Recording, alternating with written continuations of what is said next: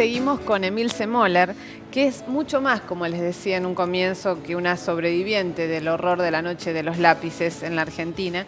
Y estábamos contando, llegando en esta primera parte de la charla a, bueno, te graduaste, estudiaste y te graduaste como profesora de matemática en la Universidad de Mar del Plata. Pero después empezaste por caminos muy inesperados, ¿no? El avance de la tecnología te llevó también a caminos inesperados y que quiero que me cuentes también cómo eso confluyó en la posibilidad de identificar a un hijo de desaparecidos. Sí, yo decía que también cuando elegí la carrera buscaba algo que no tuviera que ver con la realidad. Claro. La realidad era muy difícil. Entonces, por ejemplo, a mí me gustaba historia del arte. Y yo digo, bueno, historia podía estudiar. En plena dictadura, que alguien me venga a decir algo. Claro. No lo hubiera soportado. Entonces yo quería estudiar algo para evadirme claro. de la realidad. Y matemática me funcionó bastante bien. En Mar del Plata no había especialistas en computación, o sea que los graduados de exactas o de ingeniería íbamos ocupando esas vacancias y se fue dando que me fueron llamando para formar un grupo de investigación en procesamiento digital de imágenes. Hoy en día es muy conocido por el Photoshop, vamos a decir, claro. pero en aquellos años uno hacía esos programas que no estaban desarrollados y yo como matemática desarrollaba las técnicas, el soporte teórico para desarrollar todo eso. Y bueno, yo trabajaba en distintos tipos de imágenes y mientras mi vida, yo decía que tenía, como después de las 5 de la tarde del trabajo, yo participaba mucho de las militancias en derechos humanos y me volqué mucho a la cuestión gremial universitaria, formamos el gremio universitario, formamos muchas cosas y o sea que yo tenía toda mi militancia por ese lado. Y ahí para mí el equipo de antropología forense fue realmente muy importante en mi vida. Muy importante en mi vida porque creo que la primera vez que yo me tomo la noción de sobreviviente, la tomé con el equipo de antropología en el 85, cuando tenemos la entrevista. Ellos me empezaron a hacer una serie de preguntas de cosas que yo había visto en los centros, que yo nunca me las había planteado que podían tener un valor. Como que, por ejemplo, ¿qué ropa tenían puesta algunos compañeros, ¿no? Y yo tengo, no sé si tengo buena memoria o hice de mi memoria un valor y la cultivé y traté de recordar hasta el último detalle de todo eso, ¿no?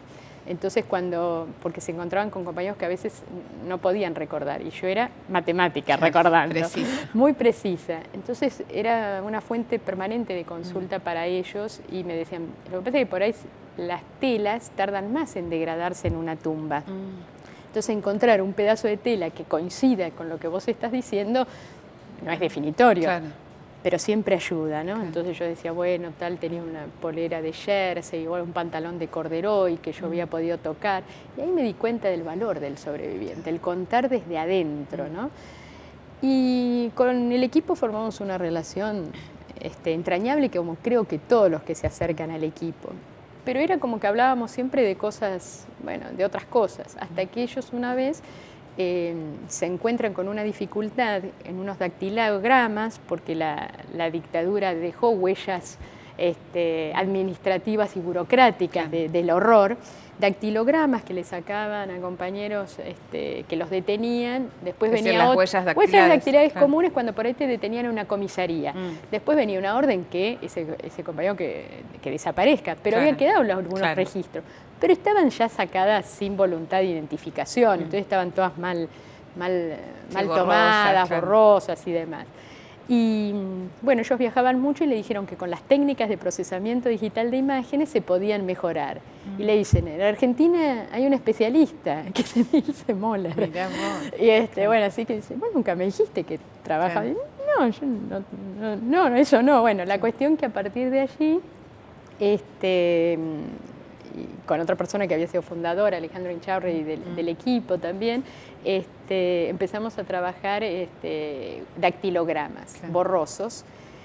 Y para mí, fue una apuesta muy fuerte. La tuve que institucionalizar, ¿no? O sea, tuve que crear un grupo un proyecto de investigación que me permita, porque yo trabajaba de investigadora con eso, ¿no? Y durante un tiempo largo, unos años, estuvimos trabajando con la restauración de esas huellas. Y hubo dos casos, pero uno de colaboración en la identificación de una persona que de María del Carmen, que está desaparecida y que había tenido su hijo, y entonces que había sido dado en adopción casi legal, y se identificó un nieto. Así que, bueno, después hasta lo conocimos. Que es Manuel González. Manuel González, somos amigos, me hice una especie de segunda mamá. Y bueno, y cuando a mí me dijeron que se había identificado el nieto por ese trabajo de colaboración, de esa matemática que yo no quería que tenga que ver con la realidad. Realmente fue como que sentí que se cerró un círculo muy importante en mi vida, ¿no? Y que desde ese yo digo, me parece que no hay disciplinas con compromiso o sin compromiso, sino que hay científicos comprometidos, ¿no?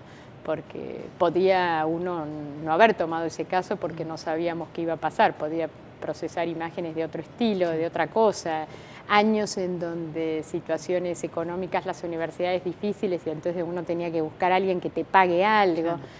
Yo recuerdo que tuvimos, para poder procesar eso, el equipo nos pagó un tóner y 2 resmas de papel para poder hacer eso. Digo porque a veces es bueno comparar también cómo estamos los científicos y las universidades y demás, hay que tener memoria de todo este tipo de cosas. Así que bueno, realmente ver esa cuestión, que es como una historia muy loca, ¿no? Casi impresionante, ¿no? Cómo se arma la historia. Cómo se arma la historia, así que, bueno, uno le va buscando esos intersticios, como decís vos, para conectarte. Ahora, en estos intersticios, bueno, se afianza la democracia y, digamos, también seguís con tu carrera académica, con tu formación, llegás a secretaria de la Universidad de Mar del Plata, pero con el 2003, cuando asume el kirchnerismo en el poder, también hay otro vuelco en tu vida, ¿no? Ahí hay un vuelco muy grande, como digo, dejé todo por el kirchnerismo, que me costó porque durante todos estos años mi militancia era de oposición, vamos a decir. O sea, los militantes de los organismos de derechos humanos y derechos humanos muy duros, ¿no? Porque era decepción tras decepción, obediencia de vida, punto final, indulto. Y luego esas cosas que armábamos, los juicios en España, los juicios por la verdad, pero... Claro, que vos testificaste en todos. En todos, infinidad de veces. Entonces era pero sin saber, sin ver la luz, sin saber, solamente lo que te motivaba era que estabas haciendo lo correcto, nada más. Y uno creía que iba a ser así. Entonces, porque parecían todos los caminos mutilados de real justicia. Totalmente, que además de una vez me dicen, bueno, pero ¿por qué lo seguís haciendo? Porque estoy segura que es lo correcto, digo yo. Y bueno, hay que ver, pero no tenía muchas esperanzas de ver otras cosas, por eso afianzaba más mi carrera académica, la realización en otros lugares, porque bueno, no había otra cosa. Y siempre muy opositora a todas las políticas, ¿no? Me opuse muchísimo, yo sufrí muchísimo en los años 90 y me opuse y marcha, y bueno, y fue así que vino Kirchner, que no lo voté, que al principio lo miraba medio así, y que de a poco, bueno, tratando de no ser necia uno, empezamos a ver que esto era algo distinto. Y bueno, inclusive conocí a Daniel Filmus, y que era bibliografía, que pongan un ministro, y vinimos a un congreso con los gremios, nos abrió todas las puertas, yo digo, este tipo no le puedo hacer un paro así de entrada. Y ahí empecé a ver de hacer algo propositivo, y me di cuenta que estaba muy deteriorada en lo propositivo. Yo sabía ser muy buena opositora, pero no sabía cómo hacer algo propositivo en políticas públicas. No había pensado en eso todos esos años. Y me dolió, porque dije, yo empecé a militar para cambiar las cosas, no para resistir, positivamente. Y poco a poco entonces me fui haciendo oficialista, ¿no? Una hija mía me dice, pero entonces mamá, vos sos oficialista, y me parece que sí, le dije muy tímidamente una vez, ¿no? Y es muy difícil ser oficialista y querer hacer las cosas, mucho a veces más fácil estar en la oposición en algunos sentidos. Y el kirchnerismo realmente, yo no tengo palabras de agradecimiento para la época que viví, que vivo y que esperemos poder seguir viviendo, porque es eso, nos devolvió la política que uno yo no había habido un gobierno, yo digo que pasé de Cámpora a Kirchner, ¿no? O sea, en esos años, mi manera de militar, que yo siento que milité mucho, pero gremial, derechos humanos. Y además para alguien que provenía del peronismo, el menemismo también debe haber sido terrible. Sentirlo fue terrible para la sociedad, pero para algún militante... Nunca más había cantado la marcha. Y si me decían a mí en esos años si era peronista, yo ya decía que no, vamos a decir, porque cómo explicaba, de qué peronismo estaba hablando, realmente era muy difícil. Así que, bueno, vino el 2003 y fue que me convocaron para trabajar en el Ministerio de Educación, que era un impacto entrar en el Ministerio de Educación por adentro, siempre había estado por afuera en las marchas de resistencia y demás. Y empecé, entonces, toda esa formación que yo la hice como proyecto casi personal, o porque, bueno, siempre es bueno formarse, pude aplicarlo a las múltiples políticas públicas que me han convocado para trabajar y que trato de aportar. Entonces esa mezcla de compromiso militante con historia, con representación en derechos humanos, con no olvidarme por qué empecé a militar y aplicándolo en el hoy. Ahora, y en ese aplicar en el hoy pasaste al Ministerio de Desarrollo Social y en un área que también tiene mucho que ver con, bueno, con los movimientos sociales, exacto, con el apoyo a la economía popular. ¿Qué estás haciendo ahora como subsecretaria de fortalecimiento institucional? Ya te lo cambiaba el título. No, había en el Ministerio de Educación, que estuve con Silioni, que estuve como asesora, hubo una experiencia que a mí me marcó, que estuve a cargo de la asignación universal por hijo, de la implementación de la asignación universal por hijo. Entonces fue una bisagra que me permitió recorrer todo el país con organizaciones sociales y ver todas las realidades del país en temas educativos, sociales. Y así que la convocatoria en el Ministerio de Desarrollo Social tuvo que ver con eso, porque podía combinar un poco ese tipo de cuestiones, ¿no es cierto? Y acá en el Ministerio de Desarrollo Social estoy en el área de economía social, que hoy es un área muy vigente, muy en boga, porque hasta el momento lo que nosotros hacemos es eso, fortalecer a las cooperativas, emprendedores, para que puedan tener más herramientas para estar mejor preparados bueno, para las luchas hegemónicas de la economía reinante, ¿no es cierto?